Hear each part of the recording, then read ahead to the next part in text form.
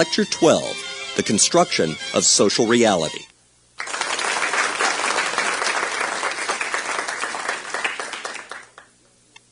I began this series of lectures by saying that the leading intellectual problem of the present era was to try to give an account of ourselves as conscious, mindful, rational, free beings in a world that science has taught us to think of as consisting of entirely of mindless, meaningless, thoughtless, unconscious particles in fields of force. Now, in the course of these several lectures, I have mostly been concerned with the nature of the human mind and the relationships between the mind and the rest of reality. But there's one absolutely remarkable aspect of the mind that I want to consider today that we have not so far considered. Human minds acting collectively have a remarkable ability. They can create an objective reality that exists in some sense, that we need to explain, that exists in some sense only because we think it exists. Now, we ought to be puzzled by that. It isn't just that we have these subjective opinions and maybe other people share them, but they acquire a kind of reality of their own. So to take an obvious example that you're all familiar with, this piece of paper as an item of physics is rather trivial. I mean, it's a bunch of cellulose fibers with some government-bought dyes on them. It's not very interesting physically, but we find it interesting because it's money. Now, what fact about it makes it money? Notice that its chemical composition is not sufficient to make it money. If I get so good at chemistry that I can make these in my basement, I'll get in a lot of trouble. It's not money just because it's chemically identical. In some sense that we need to explain, money only exists because people recognize it or acknowledge it or use it or believe that it exists. Now, we have elaborate institutional structures. You'd better understand about the Bureau of Engraving and Printing and the Treasury if you're going to talk about money in the existence of money in the United States. But as a general cultural phenomenon, money exists because we believe it exists. If no one had ever believed in the existence of money, it wouldn't exist. And what goes for money goes for a whole lot of other phenomena that I've mentioned in passing. If you think of marriage, property, government, social institutions such as universities and corporations, all kinds of social activities, think of cocktail parties and wars and presidential elections, all of those phenomena exist because we take a certain attitude toward them. There is a peculiar kind of self-referentiality in the very definition of these phenomena because it's part of the definition of money, part of our analysis of money, that people have to accept it or recognize it or think it as money or it won't be money. Now, that kind of problem worries philosophers because then it looks like you've got a definition of money which is circular. That is, you don't want to come up with the result that part of your definition of money is thought to be money, because then what's the content of the thought? If money is defined as what people believe to be money, and that's part of the definition, then the content of the belief that something is money will be the belief that it's believed to be money, and you got an infinite regress. Then the belief will be the belief that it's believed to be money, and so on, believed to be, and so on, ad infinitum. So we don't want the result. We've got to explain that peculiar self-referential feature of money. We've got to get rid of that somehow or show that it's harmless. But furthermore, we've got to be able to show how all of these things, though they exist only in some sense by human acceptance, play an enormously important causal role in our lives. People spend an awful lot of their life trying to get money, not to mention university degrees, or going to universities and cocktail parties. And, of course, the most fundamental social institution of all is the institution of language. And we'll need to explain how language relates to other social phenomena. So we need to account for several things in our theory of institutional reality. We need to account for this peculiar self-referential feature, and we've got to show that it's not vicious. We need to account for the causal role of these phenomena in our lives. We need to account for why it's so important to us, and we need to account for the role of language in the constitution of these phenomena. Let me just say a word about the self-referentiality. This is of some historical importance in our understanding of history. It's very important in examining the past to know how the people living at the time thought of what they were doing. When you read in the history of philosophy, you read a chapter called Precursors of Immanuel Kant. Remember, nobody ever got up in the morning and said, I'm a precursor of Immanuel Kant. It's very important whether or not people in the Cold War actually thought they were in the Cold War, because people in the Middle Ages didn't think, well, here we are in the Middle Ages. So how you think of it is important for its existence, and this is often lost in our account of historical events. So it's important to understanding the events. If we give a huge party and invite everybody in the Washington, D.C. area to the party, and it is one awful great party, and it gets out of hand, and the casualty rate is worse than the Battle of Gettysburg, all the same, it's not a war. It's just a cocktail party. It's just a hell of a cocktail party. It's a cocktail party that got out of hand. Why? Because in order to be a war, people have to have certain thoughts and feelings. They've got to have certain attitudes. Wars are social constructs. This, by the way, is why Montezuma didn't do so well against Cortez and a gang of 150 more or less bewildered and homesick Spaniards, because they had a different definition of war. Montezuma and his troops thought the aim of war, as any good Aztec, Miztec, or Toltec could tell you, is to get close enough to your enemy so you can hold him without injuring him, and then later on you sacrifice him by cutting out his heart with an obsidian knife on the top of a pyramid on a hot day to the great god Quetzalcoatl. And that's a very inefficient definition of war when you're fighting against men on horses with armor, with armor and metal weapons. So the fact that there is this self-referential character is important in understanding history. How people think of what they're doing is crucial to what they are doing. Okay, what I'm going to do then is now take and construct the building blocks for constructing a certain kind of social and institutional reality. And our question is this: how can there be a reality which is epistemically objective, even though it's a reality that only exists by human belief and acceptance? It ought to strike us as a remarkable fact that when I take this into a store, they don't say, well, maybe you think it's money. No, it is money. It really is objectively, epistemically, objectively money. But it's only money, it only functions as money because people accept it, recognize it as money. Now, it seems to me, in fact, that it doesn't take a very large apparatus to construct a social and institutional reality. And I'm now going to identify the three crucial terms of the conceptual apparatus necessary.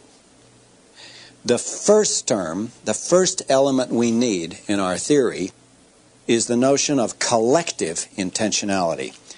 In earlier lectures, we developed the beginnings, at least, of a theory of intentionality. But I talked as if all intentionality were of the form I believe, I intend, I desire, I fear, I hope. It was always the singular individual intentionality.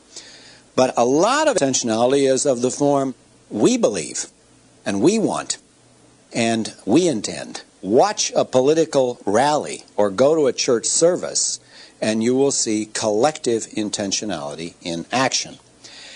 Now, philosophers who practice the sort of philosophy I do have always had a puzzle about collective intentionality. How can there be such a thing as collective intention, collective belief, collective desire, when after all the intentionality I got is in here. It's inside my skull, and all you've got is inside your skull. And what they've tried to do is give very ingenious analyses whereby we eliminate the we believe and the we intend in favor of I believe and I intend. And the typical form of the analysis, this is due to a number of philosophers who accept this. I would say most contemporary philosophers accept this. Let's take intending. We intend just means I intend and I believe that you intend. And you intend means, we intend for you means I intend and I believe that you intend, pointing to me. Furthermore, those beliefs go up. So I not only believe that you intend, but I believe that you believe that I believe that you intend. And indeed, I believe that you believe that I believe that you believe that I believe that you intend, and so on up ad infinitum. So I drew a diagram of that, but I ran out of space and arm energy. We intend reduces to I intend and I believe that you believe that I believe that you believe that I believe, and so on, that I intend. And I intend over here, and I believe that you believe that I believe that you believe, and so on up ad infinitum. That's called mutual belief, where we have this infinite sequence of beliefs. Now, I've never thought that was a plausible account. I've never thought that was the right account. Because my head isn't big enough for all those beliefs. And I don't have to have all these elaborate beliefs. I do, in a case of we intend, believe that you intend, and believe that you believe that I believe that you intend. But that seems to me a consequence of collective intentionality. It's not part of the definition. Why are people then so wed to this, I think, implausible account where you have to have at least the potential of an infinite number of beliefs in order to have the simplest kind of case of we intending? See, you can't account for social behavior without we intending. Suppose you and I are trying to push a car to get it started. Then I am pushing only as part of our pushing, and you're pushing only as part of our pushing. Or think of us playing in an orchestra. There has to be a difference between my playing the violin part of Beethoven's Ninth Symphony and you singing the soprano part, whereas it just sort of happens that we're coordinated. That is, it might be I'm practicing in one room and you're singing in another room, and I'm not really paying any attention. But as it turns out, we happen to be doing it in a simultaneous fashion. That is, I'm playing the tune and you're singing Freude, Schöne, Goethe, or Funken, or whatever, and it turns out that it sounds just like the performance. That has to be different from a real performance, because in a real performance, it isn't just that I am playing the violin and you are singing, but we are each doing what we do as part of our playing Beethoven's Ninth Symphony. Or think of a foot over there. The answer is we are executing a pass play. But notice no individual player can execute a pass play, not even the quarterback. Executing the pass play is the content, it's the intention and action of what we are doing. But each individual's I intention will be derived from that. I am, let's say, blocking the defensive end. Or if I'm the wide receiver, I'm going out to catch the pass. Or if I'm the quarterback, I'm dropping back to pass. Now notice, this is a very important point. The I intention in each case is different, but the I intention only exists because it derives from the common we intention. So I am blocking the defensive end as part of our executing the pass play. Now, as I said, that's very hard for most philosophers to accept, that might be a primitive way of talking about it, that isn't subject to further analysis, because they think if we intentionality really exists, it must reduce to I intentionality. Otherwise, you'd have to postulate some kind of intentionality floating over our heads. You'd have to postulate some kind of world spirit. You'd have to get some sort of Hegelian Weltgeist floating around over us, and you don't want that. That's very bad news. That violates a principle which we call methodological individualism. The idea that your methods in the social sciences must be consistent with the fact that each individual is the repository of all the mental contents that there are. That is, that the set of individuals individually have intentional contents, and the collective contents of the community have to reside in the totality of the individual mental contents in the heads of actual people. You don't want to violate that principle. I want to suggest there's a simple solution to this puzzle. You don't need all this elaborate apparatus. The right way to see it is this. What I've got in my head and what you got in your head looks like this. We intend. That is, there's no reason why I can't have in my head a plural form of the intentional verb.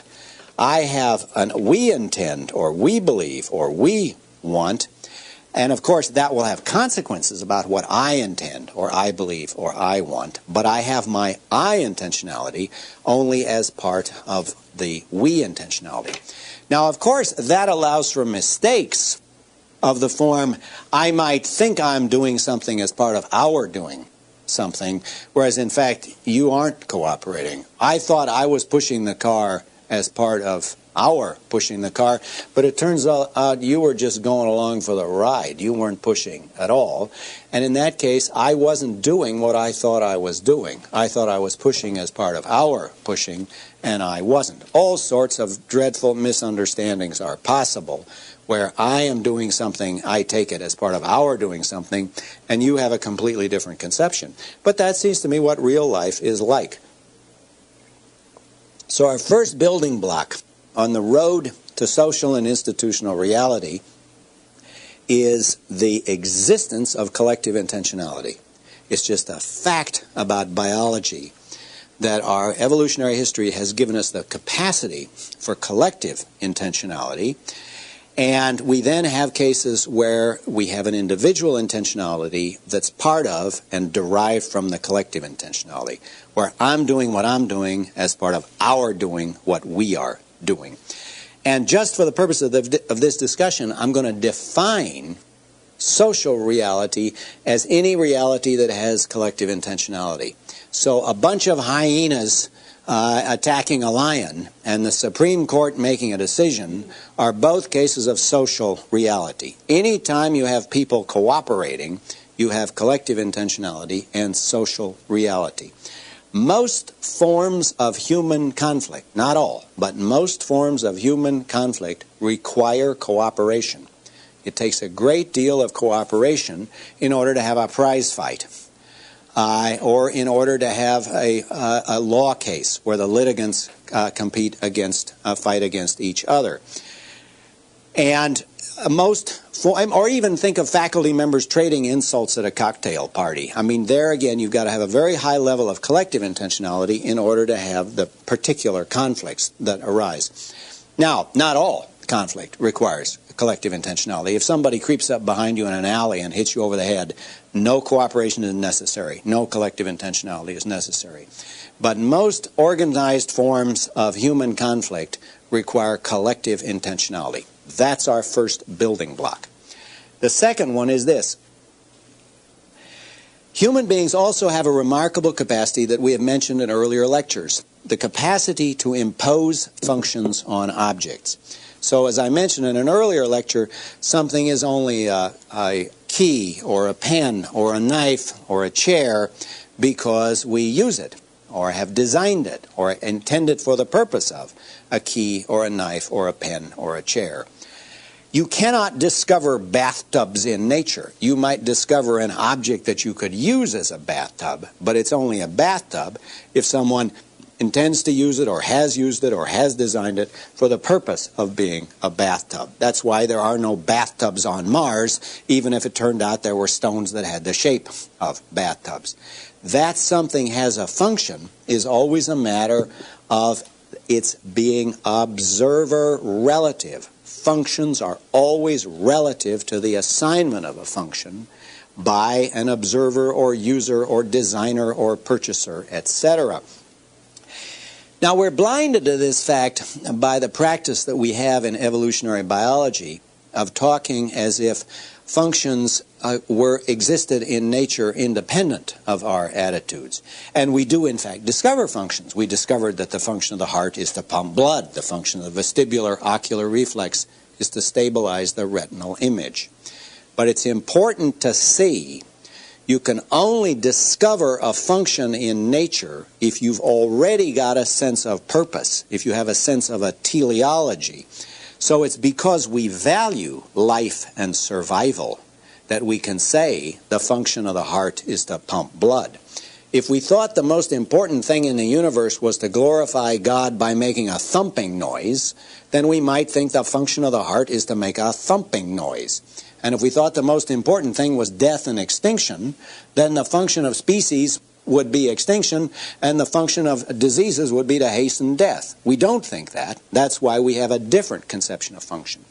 But the difference between saying the heart in fact pumps blood, and that relates to the causal behavior of the organism in certain complex ways, and saying the function of the heart is to pump blood, is not that some new fact is added, but rather a whole set of teleological or evaluative categories now become appropriate. So now we can talk about heart disease. We can talk about malfunctioning hearts. We can talk about better hearts and worse hearts in a way that we don't talk about better stones and worse stones, unless, of course, we've assigned a function. If you want to use this stone as a projectile, you want to throw it at somebody, or you want to use it as a work of art, as an objet d'art trouvé, then, of course, you've now assigned a function, and you can talk about worse stones and better stones. All right, now this is a remarkable capacity that human beings have. They have the capacity for collective intentionality, and they have the capacity for the assignment of function to objects where all functions are observer relative. All functions only exist relative to assignments and impositions. Now, the third element that we need to get from social reality to institutional reality, to get just from animals cooperating with each other to things like money and private property and governments and senators and kings, is a form of rule that I have called a constitutive rule. Now, let's think about rules for a minute. When we think of rules, most rules that we think of will be rules whose purpose is to regulate an antecedently existing form of behavior. Think of the rule, drive on the right-hand side of the road. Driving can exist independently of that rule. It's just people tend to crash into each other if you don't have rules of the road that will tend to regulate their behavior. So we have regulative rules whose job is to regulate behavior that can exist apart from the rule. But now, not all rules are like that. There are some rules that don't just regulate an antecedently existing behavior, but they create the very possibility of the behavior that they regulate. Think, for example, of the rules of chess, to take an obvious example. It was not the case that there were a lot of people pushing bits of wood around on boards, and finally somebody said, fellas, we got to get some rules so we quit banging into each other when we push these knights and pawns around. No, that wasn't it. Rather, the rules of chess don't just regulate, they do that as well. They don't just regulate the movement of the pieces, but they create the very possibility of playing chess. Playing chess is defined as acting in accordance with at least a certain number of these rules. You might leave out odd rules here and there, but basically, unless you're following a rather large subset of these rules, you're not playing chess. Now, the question then is, well, what's the form of these rules? And it seems to me the right way to describe the form of these rules is to say we have a rule where a certain kind of a phenomenon counts as some other kind of phenomenon, or it does so in a certain sort of context. And I put that, I mean, just to have a way of expressing that, I like to say the rules have the form X counts as Y, so this counts as a legal pawn move in C, in context C. So, to take football, Crossing the goal line in possession of the ball while a play is in progress, that's the C, counts as a touchdown. A touchdown during the game counts as 6 points. Getting more points than your opponent counts as winning. We count some lower level phenomenon as a higher level phenomenon. And those rules I call constitutive rules. Now I'm going to make a very strong claim. I'm going to say all of institutional reality, all of the reality of language, money, property, governments, marriage, tenure, cocktail parties, hiring, firing, and so on, are explainable in terms of those three primitive notions: collective intentionality, the assignment of function, and constitutive rules. So let's go to work and try to put them together. Now, I like to imagine simple examples to illustrate the points that I'm making, and I want to consider the following sort of example. Imagine a community of creatures that build a wall around the area where they live. I don't want to call it a village or a town because those are already institutional, but they have this collection of huts, and they build a wall, and the wall has an assigned function. The wall is to keep intruders out and their own members in. The wall functions in virtue of its physical features. It's just too big a wall for anybody to climb over it easily. Now that's a case like a knife or a watch or a chair where you have the assignment of function, but the assignment of function is assigned to something that can perform that function in virtue of its physical structure. Now, notice that we've already got a combination in that wall of the assignment of function and collective intentionality, because it isn't that some individual has assigned that function the way an individual might use a piece of wood to sit on, but it's rather like the collective use of a group of individuals that might use a bench for them all to sit on, or might use a stick as a lever for them collectively to move something with. So we've already got two features in the construction of this wall. We've got collective intentionality, the wall is a social fact, and we've got the assignment of function, because it was built with a certain function: keep us in, keep other guys out. All right, but now I want you to imagine the following, and I want it to sound quite innocent and uncontroversial, because we're going to see it has big consequences. Suppose the wall decays. Suppose the wall gradually decays so there's nothing left but a line of stones. Suppose, however, that the members of the community continue to recognize the line of stones as the boundary of their community, as the boundary of their little gathering.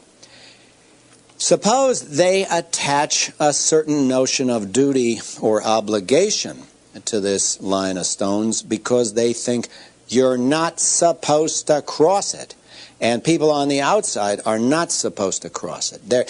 Philosophers have a jargon for this. It's called deontic. They attach these deontic notions, meaning having to do with duty or obligations or rights and obligations and such things. They have a deontic attitude toward this line of stones because they think the line of stones isn't just a mark that happens to be on the ground, but you're not supposed to cross it. It's somehow wrong or not acceptable to cross it. Now, I want that to sound like a fairly innocent move, but it seems to me that move is absolutely crucial in the creation of human institutions for the following reason. In the simplest cases of the assignment of function, we assign the function to an object which can perform that function solely in virtue of its physical structure. That's the case of chairs and bathtubs and knives. That's why I can't use a bathtub as a knife, and I can't use my knife as a bathtub, because the physics is wrong. The function is performed in virtue of the physical structure.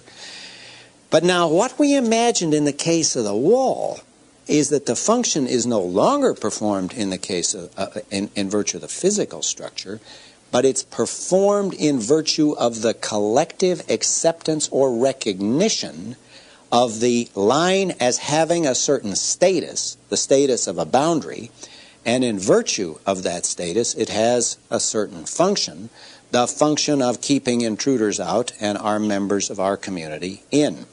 Now, I want to introduce another notion now, and that's the notion of a status function. Status functions are functions which can only be performed in virtue of the collective recognition of a status, and then the status enables the object to perform the function, but, and this is the crucial point, status functions cannot be performed in virtue of the physical structure of the object. The physical structure of the object by itself is insufficient to guarantee the presence of the status, and with the status function, the status functions require collective acceptance or recognition. Now, money seems to me the most obvious example of that. There's nothing in the physics of this that gives it the function of money. It's amazing how many physical phenomena can perform the function of money. So we think of gold coins and silver coins, of paper currency and credit cards and checks, but some tribes use wampum and some other tribes use seashells. There just seems to be almost no limit on what sorts of physics can be used as money. As a matter of fact, in the past couple of decades, most of our money underwent a dramatic physical transformation that happened in the middle of the night when we were sound asleep and we didn't pay any attention to it, and it doesn't make a bit of difference. Most of our money is now in the form of magnetic traces on computer disks in banks. And that happened within our lifetimes, and it doesn't make a bit of difference. As long as it continued to function as money, it's money. Now, I want to illustrate this point by telling the story of the evolution of paper currency in medieval Europe. The Middle Ages are a wonderful thing to study because it's kind of the childhood of our civilization, and you can see a lot of our institutions in a simpler form. How did paper currency evolve? Well, here's the standard textbook account, and let me put that in the context of the standard economics textbook account of what money is. In the standard account, they say there are three kinds of money. There's commodity money, where you have something valuable and you use it to barter, like gold and silver. There is promissory or contract money, where you promise somebody to pay something. And then there's fiat money, where something is just money because some authority declares it to be money. By the way, barter or commodity money is always a possibility. Last time I was in the former Soviet Union, Marlboro cigarettes had attained the status of a kind of currency. So you couldn't get a cab just by waving your hand, but if you held up a pack of Marlboros, you could get I don't know why it should be one brand rather than another, but you could get a cab that way. And rich people would often throw a few packs of Marlboros on the back seat of their car just to kind of show off that, they were pretty well off. So that the possibility of going back to barter is always with us. Anyway, here's the puzzle. Why are all those money? Commodity money, contract money, fiat money, and what fact about them makes them money? Well, let's consider the evolution of paper currency. Originally, people carried around gold and silver, and in fact, money was commodity money. It was a form of barter because the value of the coin was supposed to be exactly equal to the value of the gold or silver in it. Sometimes governments cheated and put a little less gold and silver than they were supposed to, but the coin, the marks on the coin were just essentially to mark the amount of gold or silver. But that's really not a very safe or efficient way to operate. So people found they could leave their gold and silver in banks, and the banker would give them a piece of paper that says, we will pay the bearer in demand so much gold or so much silver. Now, the amazing thing was people then didn't need gold or silver. They didn't need the commodity money. They now had the contract money. They had a contract which, if they took it back to the banker would give them the gold or the silver. Now, some genius discovered you can issue more contracts than you actually have gold and silver in the bank, and everything will work out fine as long as not everybody rushes to the bank at once.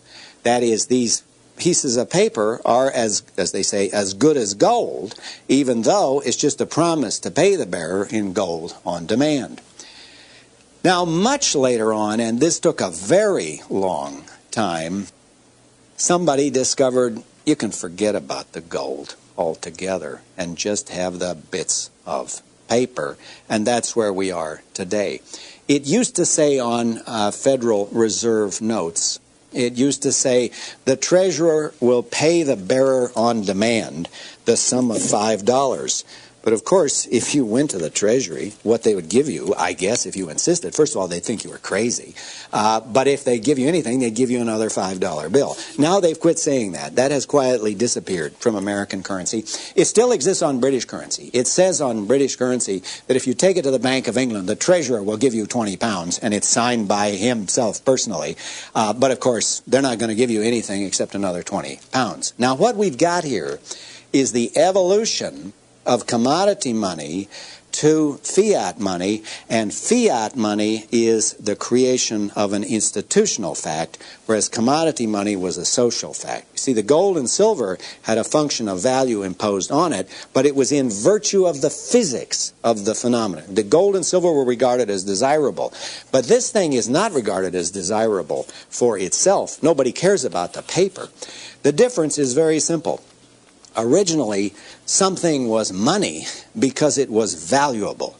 What we have evolved, when we evolved from the social fact to the institutional fact, is now this stuff is not money because it's valuable. On the contrary, it's valuable because it's money. And it's money because we think of it as money. Now, I want to discuss that in the light of this formula because I think this is the key to understanding that. What we have done is collectively accept that a certain object that satisfies certain conditions, namely, it satisfies a certain pattern, it has to look a certain way, and it has to be issued by the Bureau of Engraving and Printing under the authority of the United States Treasury. That counts as paper currency in the United States. That's an application of this formula. And the point I want to make is, what's true of money is true of institutional reality generally. The state of California gives me a driver's license that enables me to drive. But it isn't just my physical ability. That's not enough. They test my physical ability, and then on the basis of that, they give me a collective authorization to drive. And so on with all sorts of other phenomena. Think of language, which is the basics of institutional phenomenon. The noises that come out of my mouth are rather trivial physical events, but they have these remarkable capacities because we have imposed on them the status function as standing for or symbolizing. That is to say, they have the imposed or derived intentionality, which I talked about this morning. And the claim I'm making is all of institutional reality has this feature. All of institutional reality has the feature that we impose a status and with it a function that can only work by continued collective acceptance. Now you might think, well, that's amazing if we can do so much with that. It's such too flimsy an apparatus. How do you get complicated societies out of this? Well, there are two answers to that. We get complicated human institutional organizations because of some logical properties of this structure. And the two logical properties that are crucial are, one, the structure can iterate. You can make it build on top of itself. So you don't just get X counts as Y and C, but the C term in one level can be the Y term from another level. And the Y term at one level can be the X term in the next level up. Let me illustrate that. I make certain noises out of my mouth as X. They count as sentences of English in our culture. But those sentences of English as X count as making a promise in this context. But now making a promise, that's the Y term, and now as X term, counts as undertaking a contract in this context. But now undertaking a contract in this particular context in which I undertook the contract counts as getting married in the state of California. And getting married then means now I am entitled to a whole lot of other things, such as I can now take a joint income tax return, and I can qualify for all sorts of bank loans that they won't give to single people, etc. So you get the constant iterating structure building one on top of the other. It can be as complicated as you like. The other thing is, it doesn't just exist in an isolated form. On the contrary, what we've got is the interacting and dynamic forms. So I don't just have money, but I have money in my bank account as an employee of the state of California, and I use it to pay my state and federal income taxes as well as my PG&E bill. Now, almost every word I uttered there was an institutional word. What I was doing was describing the complex interaction of all sorts of institutional realities. So it isn't just that you have isolated cases of collective acceptance, but they continue to expand through time and continue to relate to other structures.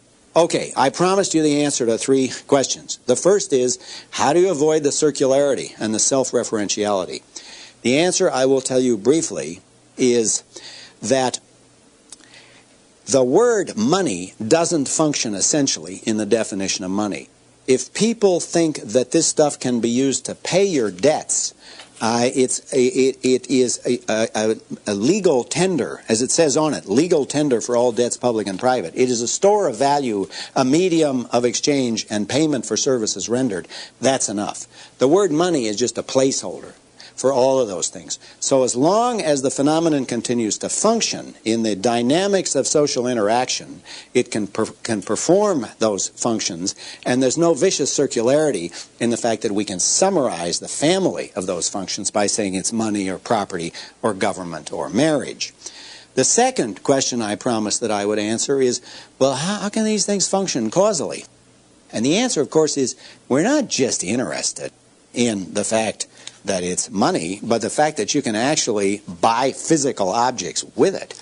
I mean, for example, though the existence of money is an institutional fact, it's just a brute fact that you can get on an airplane and be in one place as opposed to another place. And the point about the money is it gives you the power to do that.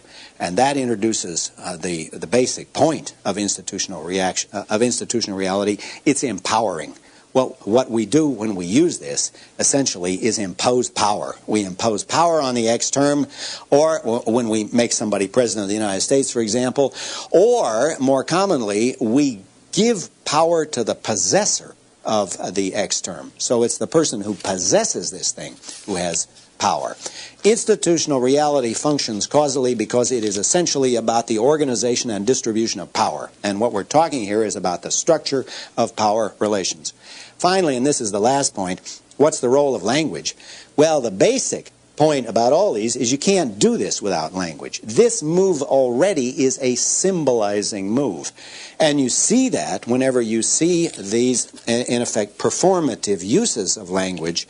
And I'll give you one example. It says on the object that I'm holding here, this note is legal tender for all debts, public and private. Now, what's the nature of that claim? Is that an empirical hypothesis? If I write to the Treasury and say, how do you know that it's legal tender? Did you do a study? The answer is they didn't have to do a study. When they said that, they make it legal tender. That is, the language here is not used just to describe an independently existing reality, but the language is partly constitutive of the reality. So I want to conclude then by saying part of the answer to our question is the question really is how do all of the different parts of reality hang together? How do they all fit together? And the question we were asking in this lecture was, how is it possible that we as conscious agents can create a reality which is objective but exists only in some sense because we believe it does or we accept that it does? And the answer I'm proposing to that question is that we have this remarkable capacity for collective intentionality, for a collective imposition of function by way of collective intentionality, but we have a symbolizing capacity as well. And this enables us to get from what I call the brute facts of physics, the fact that such and such an object has a certain mass, or is moving at a certain velocity. Those are brute facts. To the institutional facts that such and such an object belongs to me, or that I am a citizen of the United States, or that the language I'm speaking is now English.